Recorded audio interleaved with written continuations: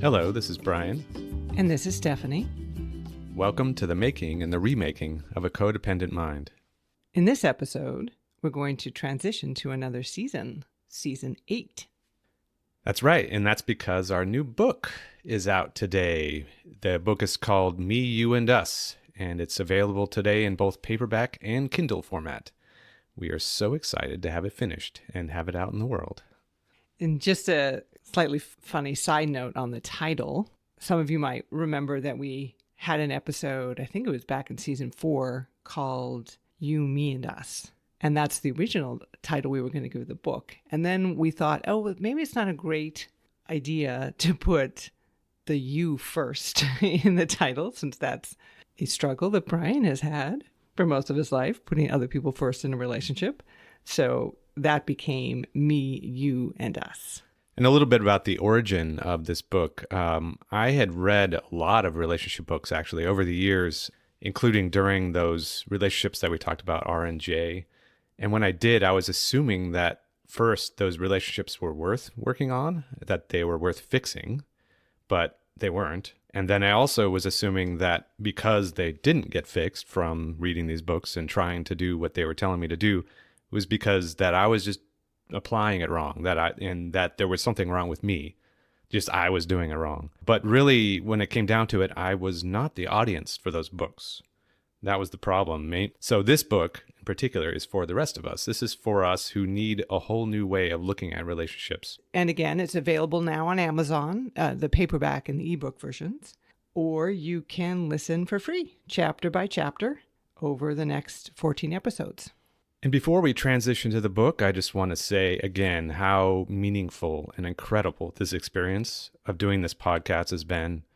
Really thinking and talking through all these topics week after week for the last 3 years, it's had a huge impact on us. But then also to add to that, having all of you following along and providing your feedback and your stories, I really came to feel that community. I mean, possibly for the first time in my life.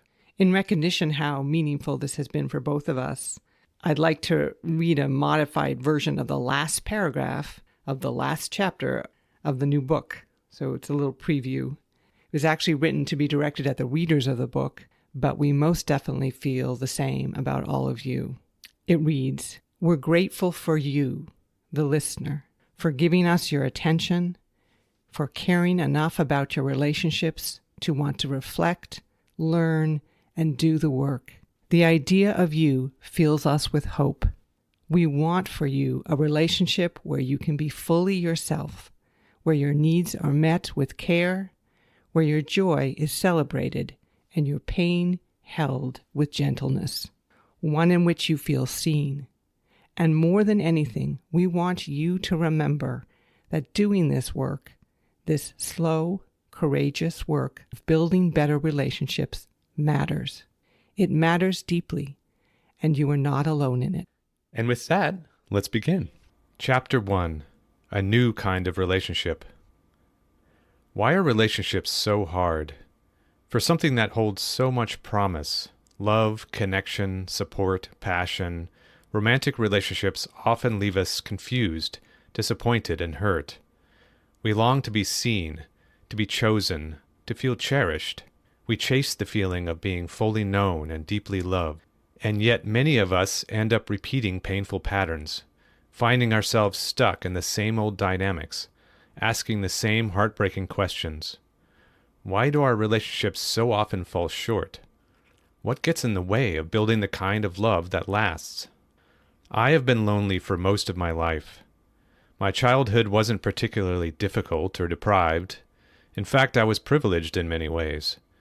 I grew up with 2 parents in a middle-class house, free from physical violence.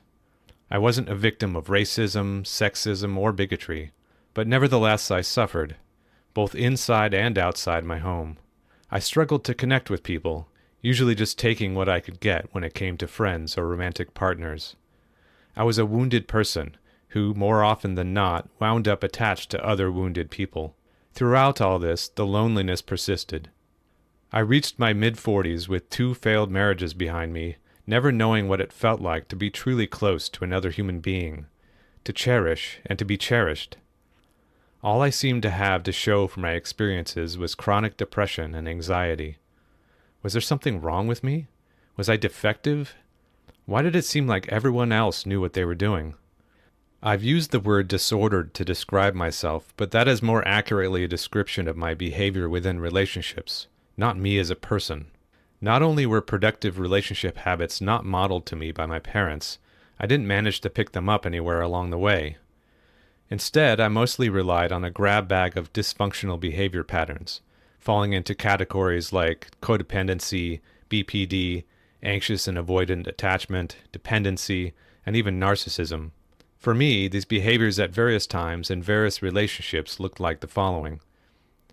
I would pacify, comply, validate, compliment, entertain, and accommodate others regardless of what I actually felt about them or what I actually wanted. I focused on what other people wanted, needed, or expected from me and felt intense anxiety if I thought I might fall short of those expectations. I was constantly seeking approval. I felt a sense that the other person in the relationship had all the power, leaving me feeling unheard, unseen, powerless, and full of resentment. I would defend and excuse other people's mistreatment, whether toward myself or others, by minimizing the harm or prioritizing their perspectives over my own reality. I had a fear of discord or conflict, to such a degree that I would suppress my own emotions, opinions, and needs to maintain peace, even at great personal cost. I was hyper-focused on my partner, about where they were or what they were thinking. I constantly scanned for signs of approval or withdrawal. My sense of security depended on their moods and actions. I had difficulty accepting compliments or asking for what I wanted. I felt undeserving or fearful of rejection when expressing my needs or desires.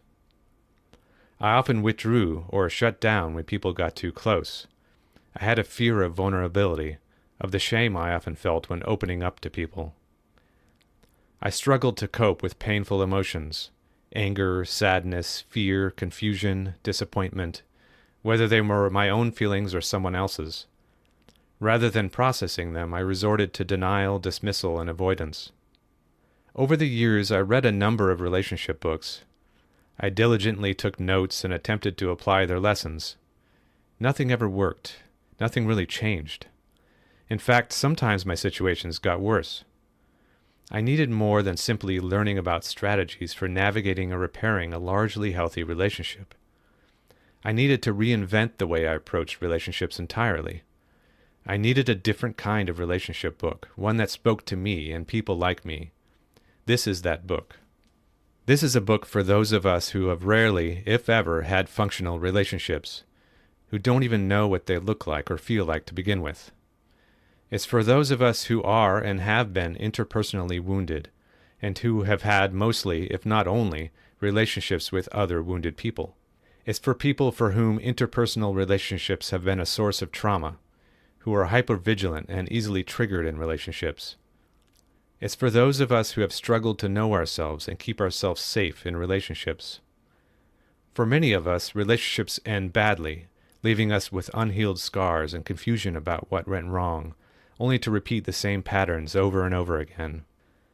I wrote this book because I'm now in the type of relationship I've always yearned for, one filled with understanding, safety, and genuine love. A relationship that I'm proud of, where I feel fully myself, where I feel powerful and engaged. One in which I'm driven by a desire for connection, for understanding, for growth, rather than feeling pushed and prodded by a fear of failing to perform for other people's expectations. In this relationship, I let my emotions guide me, not by reacting to them blindly or pushing them away, but by listening to them, reflecting on them, and sharing them with the person I love. The transition from my old way of relating to this new type of relationship hasn't been an easy one. It has been ongoing work, but it's work that I genuinely want to do, that I feel excited to do. There's nothing new about the tools themselves that I cover in this book. The tools that have brought me to where I am now are the same tools I've used to some extent for most of my life. They're tools we all use. What matters isn't the tools themselves, but how they're used and whether they actually produce the desired outcome. For much of my life, I was either using these tools incorrectly, applying them for the wrong reasons, or using them with the wrong people. Instead of fostering healthy connections, they often had the opposite effect. Sometimes there was real harm caused, not just to me, but to those around me. Throughout this book, I draw on my personal experiences, using my relationship with my wife Stephanie as a real-life example. I explore how I've come to understand the true need for each of the relational tools and how to use them most effectively. I contrast my experience with Stephanie against my 2 previous marriages, both of which involved partners who exhibited relationally disordered behavior, including severe narcissistic patterns. My goal is to clearly show how different a relationship can look and feel when these tools are used authentically and productively, and how to recognize when that is or isn't happening. This book makes a couple of assumptions about you, the reader. It assumes that you have made some effort to understand the various behaviors that have contributed to your interpersonal challenges. You may be stuck trying to figure out how exactly to go about behaving differently, how that might look or feel, and this book will help you with that. But you know what you have been doing has not been working, and something needs to change. This book also assumes that you not only feel entitled to healthy, loving relationships, but are prepared to honor yourself by leaving a relationship that isn't meeting your needs or expectations. For most of my life, I didn't behave as though I was entitled to consideration and respect, and I paid the price for that mindset. Nobody is under any obligation to settle for a life they don't want just because they found themselves in a relationship with someone. It's okay to want more, and you don't need anyone's permission to leave a relationship that isn't working for you. Ending a relationship is never comfortable or easy, but if you enter a relationship without feeling as though you have the ability to leave it, your safety is compromised right from the start. A critical part of having the ability to end a relationship is recognizing and acknowledging the presence of abuse within an existing relationship.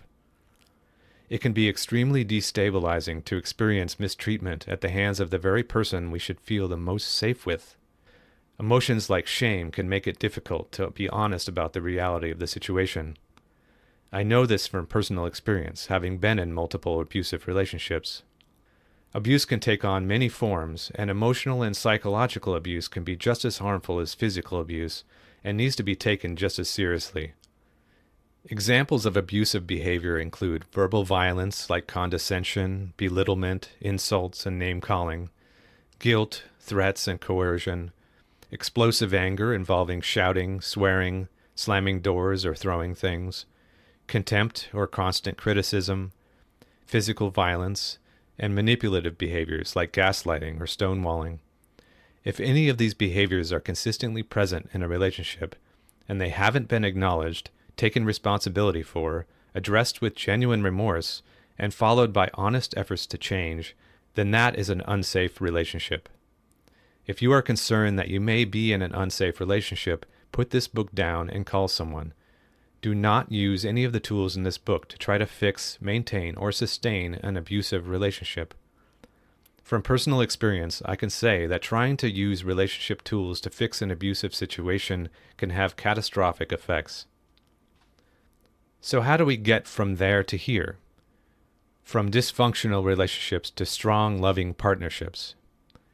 Before taking a closer look at the tools, there is the matter of how to approach the whole idea of relationships to begin with. Let's take a step back and reconceptualize what it means to be in a relationship. What are they for? What are they supposed to do for us? How do we know if we're in a functional or a dysfunctional one? Before we start using tools, we need to make sure we're building something we even want in the first place. Me, you, and us. There's a common perception, some might even hold it up as an ideal, that when 2 people come together to form a relationship, they merge into one.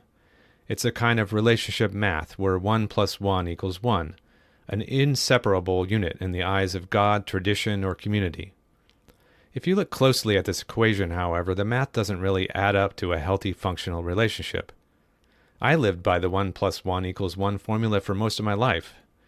In order to make or maintain connections with people, my parents, my friends, my romantic partners, I cut out parts of myself, suppressed or denied my needs and desires in order to fully accommodate theirs. I hid from myself and from everyone else in order to reduce my half of the equation to as close to zero as possible, putting all of the emphasis on what the other person wanted or needed. That was my path to oneness with the other person. Really, when it comes down to it, the formula that I was operating under was a 0 + 1 = 1. The less of an individual I could be, the better.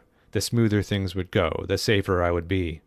The math I was performing was the math of enmeshment. With enmeshment, there's little to no distinction between individuals in a relationship or family system. Boundaries and autonomy don't exist. For me, being in a relationship meant being completely immersed in the other person's feelings, needs, and desires at all times. Enmeshment math did not work out for me. It resulted in a world of servitude with external rewards or punishment motivating my every behavior. It was an existence devoid of authentic connections, the freedom to feel my own desires and be guided by my own passions. Relationships in which I felt truly seen, safe, and connected were always just out of reach. When I first started learning to recognize my autonomy in relationships, there was a temptation to swing too far in the other direction, or to at least assume that's what I needed to do. I'll just focus on myself and let you worry about yourself. I just need to mind my own business, right? But that math didn't add up either. I didn't want to retreat into extreme independence or isolation. But how could I be both connected and autonomous at the same time? I needed a new relationship equation, 1 + 1 = 3. As important as it is to recognize our personal autonomy and maintain a clear sense of self, in order for a relationship to be strong, secure, and sustaining, it's equally important to think of the relationship itself as a distinct entity, one with its own set of needs. I've found it extremely helpful to keep in mind those three separate entities at play when navigating interpersonal situations. There's me, there's you, and there's us. Think of a relationship as a three-legged stool. It's not going to be stable unless there's a well-articulated, well-respected me, a well-articulated, well-respected you, and a well-articulated, well-respected us. What that means is that each person in the relationship has a responsibility to themselves, to the other person, and to the relationship they are building together. All three entities need to be kept in mind when making decisions about how to act on our individual needs and desires, or when processing and responding to our emotions. Most of the relationships throughout my life were inauthentic, conditional relationships, built upon the needs of others, or at least what I perceived them to be. The behaviors I learned in my childhood, my interpersonal habits, weren't about honoring myself. They were about desperately trying to achieve some kind of stability in the face of disconnection and loneliness. Moving away from enmeshment and towards a conscious partnership, one driven by choice, with autonomy, mutuality, and authenticity, requires not only understanding the value of each leg of that relational stool, but also reimagining how they fit together in a way that keeps the foundation strong, balanced, and supportive. And that concludes Chapter 1. Join us in a couple weeks for Chapter 2, entitled Me and You, or you can pick up the book on Amazon today.